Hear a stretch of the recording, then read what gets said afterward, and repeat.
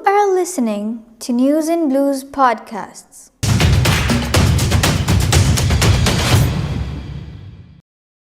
When the British brought political reforms in India, the Muslims realized that they would become a permanent minority in a democratic system, and it would never be possible for them to protect their fundamental rights. They only constituted 1/4 of the total Indian population and were much lesser in number than the majority Hindu community. To protect their political, social, and religious rights, they first demanded separate electorates. However, due to the political developments that took place in the country, they realized that even the right of separate electorates would not be enough, and they had to search for some other long-term solution. Dr. Muhammad Iqbal, the poet of the East and philosopher, made it clear in his famous Allahabad address that Islam has its own social and economic system, and to implement it, a proper political structure is required.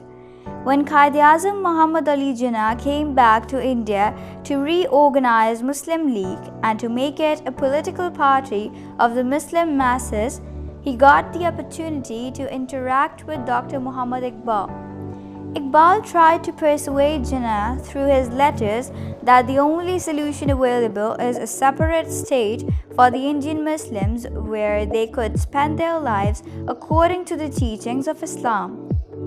With the clarity of mind and backing of the Muslim community behind him, Quaid called for the 27th annual session of the All India Muslim League to be held from March 22nd to 24th at Lahore in 1940. Sir Shah Nawaz Khan of Mamdod was made the head of the reception committee, and Mia Bashir Ahmed was nominated as secretary of the session. Prominent leaders including Chaudhry Khaliquzzaman, Nawab Muhammad Ismail Khan, Nawab Bahadur Yar Jang, A.K. Fazlul Haq, Sardar Abdul Rab Nashtar, Abdullah Haroon, Qazi Muhammad Isa, I.I. Chandigarh, Sardar Aurangzeb Khan, Khwaja Nazimuddin, Abdul Hashim, and Malik Barkat Ali attended the session. The venue of the session was Minto Park near Badshahi Masjid in Lahore. According to a rough estimate, around 100,000 attended this public meeting. Quaid, in his 2 hours presidential address in English, narrated the events that took place in the past few months and concluded, Hindus and the Muslims belong to two different religious philosophies, social customs, and literature. They neither intermarry nor interdine together, and based mainly on conflicting ideas and conceptions. Their concepts on life and of life are different. It is quite clear that Hindus and Muslims derive their inspiration from different sources of history.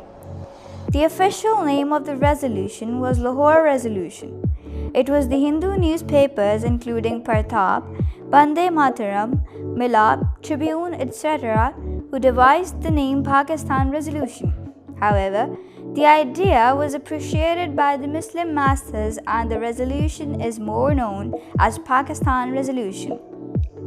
The Hindu reaction to this resolution was quick, bitter, and malicious. They called the Pakistan demand anti-national. The British were equally hostile to the Muslim demand. They had long considered themselves as the architects of the unity of India and an Indian nation. The All India Muslim League resolution of March 1940, commonly known as the Pakistan Resolution, is undoubtedly the most important event that changed the course of Indian history and left deep marks on world history.